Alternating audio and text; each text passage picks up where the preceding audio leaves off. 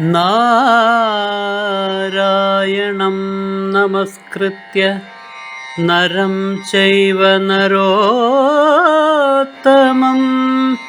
ദേവീം സരസ്വതീം വ്യാസം തതോ ജയമുദീരയേ. അർത്ഥശാസ്ത്രമിദം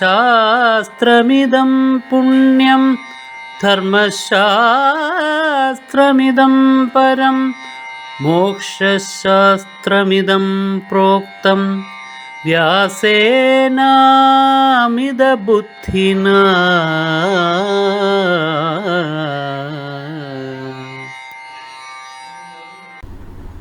ധർമ്മത്തിന്റെ വഴിയിലൂടെ അർത്ഥകാമങ്ങൾ നേടുക എന്നുള്ളതിലേക്ക് വരുന്നു. അത് മോക്ഷത്തിലേക്കുള്ള വഴിയാണ്. അതാണ് നിവൃത്തി മാർഗം, മോക്ഷത്തിലേക്കുള്ളതായ മാർഗം. കർമ്മങ്ങൾ, കർമ്മബന്ധനങ്ങൾ ഉണ്ടാകാതെ തനിക്കും ലോകത്തിനും നന്മയ്ക്കു വേണ്ടിയിട്ട് ആചരിക്കപ്പെടുന്നതായ സമ്പ്രദായം, അത് നിവൃത്തിയുടെ, മോക്ഷത്തിന്റെ, കർമ്മങ്ങളിൽ നിന്ന് സ്വതന്ത്രനായി തീരുന്നതിൻ്റെതായ മാർഗം. അവനവൻ ആത്മസുഖത്തിന് ആചരിക്കുന്നവ അപരന് സുഖത്തിനായി വരേണം എന്ന ശ്രീനാരായണ ഗുരുദേവൻ വളരെ ലളിതമായിട്ട് ഈ നിവൃത്തി മാർഗം നമുക്ക് പഠിപ്പിച്ചു തന്നിട്ടുണ്ട്. ഓരോരുത്തരും അവരവരുടെ സുഖം ആഗ്രഹിക്കുന്നു, അതിനുവേണ്ടി ചെയ്യുന്ന കാര്യങ്ങൾ അവനവന് മാത്രം സുഖമുണ്ടാക്കിയാൽ പോരാ, മറ്റുള്ളവർക്കും അത് സുഖത്തിനായി പരിണമിക്കണം. ആ കണക്കിനുള്ള കർമ്മങ്ങൾ ചെയ്യണം. അത് നിവൃത്തി മാർഗമാണ്. അങ്ങനെ വരുമ്പോഴേക്കും കാമവും ക്രോധവും ഒക്കെ ഹൃദയത്തിൽ നിന്നിങ്ങനെ ഒഴിഞ്ഞു തുടങ്ങും. താമസ ഗുണം ഹൃദയത്തിൽ നിന്ന് ഒഴിഞ്ഞു തുടങ്ങും. രാജസ ഗുണം ഹൃദയത്തിൽ നിന്ന് ഒഴിഞ്ഞു തുടങ്ങും. സാത്വിക ഗുണം ഹൃദയത്തിൽ വർദ്ധിക്കും. അഹിംസാബുദ്ധി ഹൃദയത്തിൽ വർദ്ധിക്കും. ഈശ്വരവിശ്വാസം ഹൃദയത്തിൽ വർദ്ധിക്കും. ലോകത്തിന് നന്മ ചെയ്യാനുള്ള ഉത്സാഹം ഹൃദയത്തിൽ വർദ്ധിക്കും. ഇത് ഒരു ജന്മം കൊണ്ടോ അല്ലെങ്കിൽ ആ നിമിഷത്തിലോ സാധിച്ചു കൊള്ളണം എന്നില്ല. അനേക ജന്മങ്ങളിലൂടെ അതെത്തും. ചിലപ്പോൾ ചില ആളുകൾ ഒറ്റ ജന്മം കൊണ്ട് തന്നെ അത് നേടും, അത്രയ്ക്ക് നിഷ്ഠയുണ്ടെങ്കിൽ. ഇല്ലെങ്കിൽ ക്രമേണ ഈ വഴിയിൽ കൂടി നടന്ന് പല ജന്മങ്ങളിലൂടെ അങ്ങനെ മോക്ഷപദത്തിലേക്ക്, കർമ്മം ഇല്ലാത്തതായ അവസ്ഥയിലേക്ക് എത്തിച്ചേരും, അകർമ്മത്തിൽ എത്തിച്ചേരും. അകർമ്മം എന്താണെന്ന് ഇനി ഒന്നുകൂടി വിശദീകരിക്കും. അത് വേണം. കർമ്മം ഇല്ലാത്തതായ തലത്തിലേക്ക് എത്തിച്ചാൽ, കർമ്മം ചെയ്യാത്ത തലമല്ലത്, കർമ്മം ചെയ്തുകൊണ്ടിരിക്കും, പക്ഷെ താൻ കർമ്മമൊന്നും ചെയ്യുന്നില്ല. അതാണ് അകർമ്മം. എളുപ്പത്തിൽ പറഞ്ഞാൽ അതാണ്. ആ ഒരു തലത്തിലേക്ക് ഉയർന്നു ചെല്ലും. അതാണ് നിവൃത്തി മാർഗം. അത് ധാർമ്മികന്മാരുടെ മാർഗമാണ്, സത്യസന്ധന്മാരുടെ മാർഗമാണ്. അവരാണ് ലോകത്തിന് നന്മ ചെയ്തിട്ടുള്ളത്. അവരുടെ പരിശ്രമമാണ് ലോകത്തിന് അന്നും ഇന്നും എന്നും വെളിച്ചമായി നിൽക്കുന്നത്, ലോകത്തെ മുന്നോട്ട് നയിക്കുന്നത്. അത് നിവൃത്തി മാർഗം. അത് പരമമായി മോക്ഷത്തിലേക്ക് പോകും.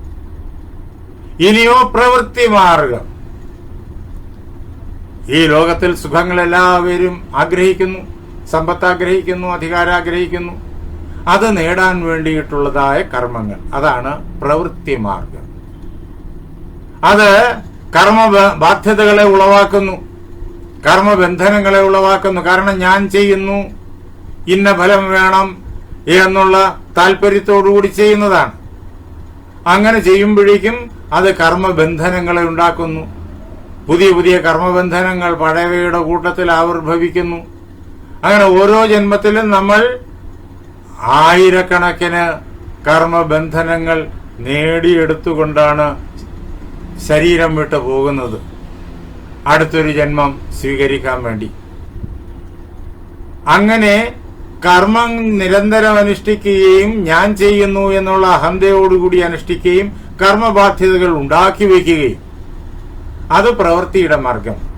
അത് രണ്ടു പ്രകാരത്തിലാകാം. എങ്ങനെ? ലോകത്തെ ഏതു പ്രകാരത്തിൽ ഉപദ്രവിച്ചുകൊണ്ടും തനിക്ക് സകല സൗഖ്യങ്ങളും നേടിയെടുക്കണം എന്ന പ്രകാരത്തിലുള്ള പ്രവൃത്തി മാർഗമാകാം. കാമവും ക്രോധവും ലോഭവും മോഹവും മതവും മാത്സര്യവും ദമ്പവും അസൂയയും ഒക്കെ നിറഞ്ഞതായ ചിന്തകളും പ്രവൃത്തികളും, ദുര്യോധനെ പോലെ, ദുര്യോധന സദൃശന്മാരെ പോലെ രാവണാദി രാക്ഷസന്മാരെ പോലെ അവരെയൊക്കെയാണ് രാക്ഷസന്മാരെന്ന് നാം പറഞ്ഞത്. അവര് അന്ധതമസിലേക്ക് വീഴും. ഭൗതിക ജീവിതത്തിലായാലും തകർന്നു പോകും. അതേപോലെ തന്നെ അധ്യാത്മജഗത്തിലും തകർന്നു പോകും, അന്ധതമസിലേക്ക് വീഴും. ഇനി വേറൊരു തരത്തിലുള്ള പ്രവൃത്തി മാർഗികളുണ്ട്. തെറ്റായ കാര്യങ്ങൾ നമ്മെ അപകടത്തിലേക്ക് നയിക്കും എന്നറിഞ്ഞിട്ട് തെറ്റായ കാര്യങ്ങൾ ഒഴിവാക്കുകയും ശരിയായ കാര്യങ്ങൾ ചെയ്യുകയും ചെയ്യും. തനിക്ക് സമ്പത്തുണ്ടാകാൻ, തനിക്ക് അധികാരമുണ്ടാകാൻ, തനിക്ക് പേരും പ്രശസ്തിയും ഒക്കെ ഉണ്ടാകാൻ ധർമ്മത്തിന്റെ വഴിയിൽ കൂടി പ്രവർത്തിക്കും. അധർമ്മത്തിന്റെ വഴിയിൽ കൂടി പ്രവർത്തിക്കില്ല, ധർമ്മത്തിന്റെ വഴിയിൽ കൂടി പ്രവർത്തിക്കും. അവര് പ്രവൃത്തി മാർഗത്തിലെ വേറൊരു വിഭാഗം. അവരും കർമ്മബന്ധനങ്ങൾ നേടിവെക്കുന്നുണ്ട്. 100 കർമ്മബന്ധനങ്ങൾ നേടിവെക്കുന്നുണ്ട്, 1000 കർമ്മബന്ധനങ്ങൾ നേടിവെക്കുന്നുണ്ട്. അതെല്ലാം വളരെയേറെ നല്ല വഴിയിൽ, നല്ല രീതിയിലുള്ള കർമ്മബന്ധനങ്ങൾ. അവർക്ക് പിന്നെ ആദ്യം പറഞ്ഞ പ്രകാരത്തിലുള്ള നിവൃത്തി മാർഗത്തിലേക്ക് മാറാൻ സാധിക്കും. അതിനോട് അടുത്ത് നിൽക്കുകയാണ് ഇവര്. അവര് ലോകത്തിൽ ആരെയും ഉപദ്രവിക്കൂല. പക്ഷെ തന്റെ സുഖസൗകര്യങ്ങളെ കുറിച്ച് വളരെയേറെ ശ്രദ്ധിക്കും. അത് നേടാൻ വേണ്ടുന്നതെല്ലാം ചെയ്യും, ധാർമ്മികമായി ചെയ്യും. അങ്ങനെ പ്രവൃത്തി മാർഗത്തിലുള്ള ആളുകളും രണ്ടു വിധത്തിലുണ്ട്. ധാർമ്മികമായ മാർഗത്തിലൂടെ പ്രവൃത്തി സുഖസൗകര്യങ്ങൾ നേടാൻ വേണ്ടി പ്രയത്നിക്കുന്നവർ, പിന്നെയോ അധാർമിക മാർഗത്തിലൂടെ സുഖസൗകര്യങ്ങൾ നേടാൻ പ്രവർത്തിക്കുന്നവർ. അങ്ങനെ പ്രവൃത്തി മാർഗികൾ രണ്ട് പ്രകാരത്തില്.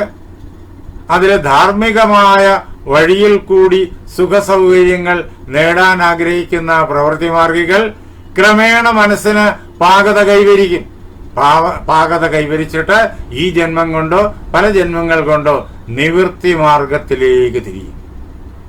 താൻ എന്തൊക്കെ ചെയ്യുന്നുവോ അത് ലോകത്തിലെല്ലാവർക്കും സുഖത്തിനായി തീരണം. തന്റെ സുഖത്തിന് വേണ്ടിയിട്ടല്ല, മറ്റുള്ളവരുടെ സുഖത്തിന് വേണ്ടിയിട്ട്. അവർക്ക് സുഖമുണ്ടാകുന്നത് തന്റെ സുഖം. അങ്ങനെ കാണാൻ തുടങ്ങും. അങ്ങനെയുള്ള ആളുകളെയാണ് നമ്മൾ മഹാത്മാക്കൾ എന്നൊക്കെ പറയുക. അത് നിവൃത്തി മാർഗികളാണ്.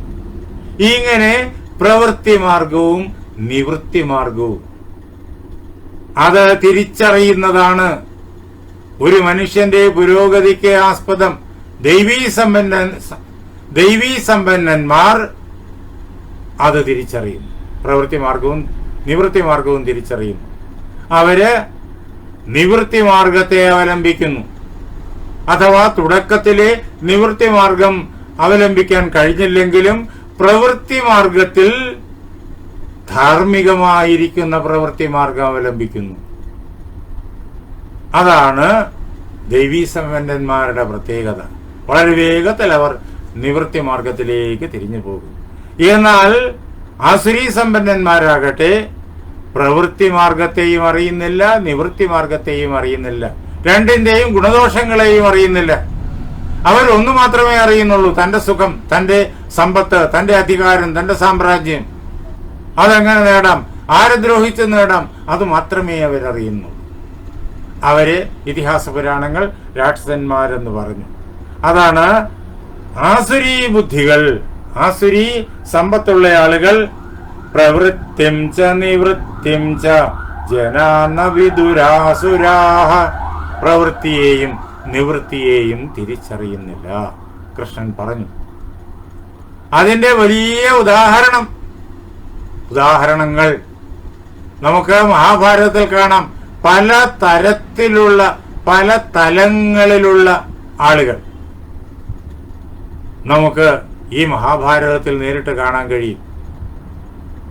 ഈ ആസുരീ ബുദ്ധികൾ തന്നെ എല്ലാവരും ഒരേ ശതമാനം ആസുരീ ബുദ്ധിയുള്ളവരല്ല, അതിൽ ഏറ്റക്കുറച്ചിലുകളുണ്ട്.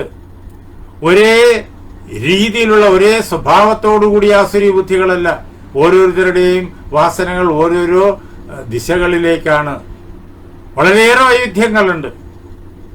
അപ്പോ ആ ആസുരീ ബുദ്ധികൾ പ്രവൃത്തിയെയും നിവൃത്തിയെയും കുറിച്ച് അറിയുന്നില്ല. എന്നാൽ ദൈവീ ബുദ്ധികൾ, സാത്വികമായ ചിന്തയും സങ്കല്പവും ഉള്ള ആളുകൾ പ്രവൃത്തിയെയും നിവൃത്തിയെയും നന്നായി അറിയുന്നു.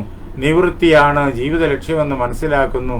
കഴിയുന്നിടത്തോളം അത് ലഭിക്കാൻ വേണ്ടി പ്രവർത്തിക്കുന്നു. കഴിയുന്നിടത്തോളം അവർ തെറ്റിൽ നിന്ന് അകന്നു നിൽക്കാൻ ശ്രമിക്കും, ധർമ്മം മാത്രം ചെയ്യാൻ ശ്രമിക്കും. ഇതാണ് വ്യാസഭഗവാൻ കൃഷ്ണന്റെ വാക്കുകളിലൂടെ നമുക്ക് കാണിച്ചു തരുന്നത്. ആസുരീ ബുദ്ധികൾ പ്രവൃത്തിയെയും നിവൃത്തിയെയും അറിയുന്നില്ല. നമുക്ക് നാളെ 8:30 ഒരുമിച്ച് കൂടാം. എന്നിട്ട് ഇതിൻ്റെ ദൃഷ്ടാന്തം, ഏറ്റവും ഉത്കടമായ ദൃഷ്ടാന്തം നമുക്ക് നേരിട്ട് കാണാം.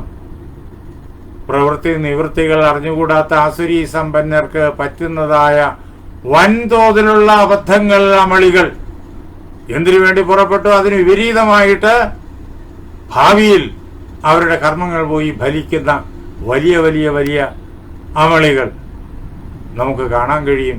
അതെല്ലാം വ്യാസൻ ഇതിനകത്ത് വരച്ചു വെച്ചിട്ടുണ്ട്. അതിലേക്ക് നമുക്ക് ചെല്ലാം. എൻ്റെ വാക്കുകളാകുന്ന പൂജാപുഷ്പങ്ങൾ പാർവതി പരമേശ്വരന്മാരുടെ പാദങ്ങളിൽ, ശ്രീരാമ സീത ആഞ്ജനേയന്മാരുടെ പാദങ്ങളിൽ, എൻ്റെ ഗുരുനാഥനായ ജഗദ്ഗുരു സ്വാമി സത്യാനന്ദ സരസ്വതി പാദങ്ങളിൽ, എൻ്റെ പരമഗുരുവായ ബ്രഹ്മശ്രീ നീലകണ്ഠ ഗുരുപാദരുടെ പാദപങ്കജങ്ങളിൽ, നിങ്ങളുടെ ഓരോരുത്തരുടെയും മഹാഗുരുവിൻ്റെ പാദപത്മങ്ങളിൽ, ഭഗവാൻ വേദവ്യാസന്റെ പാദപങ്കജങ്ങളിൽ, ആ ധന്യമായ സങ്കല്പം കൊണ്ട് പവിത്രമായിരിക്കുന്ന നിങ്ങളുടെ ഹൃദയങ്ങളിൽ പൂജാപുഷ്പങ്ങൾ എന്നോണം സമർപ്പിച്ചുകൊള്ളുന്നു. ജയ് സീതാറാം.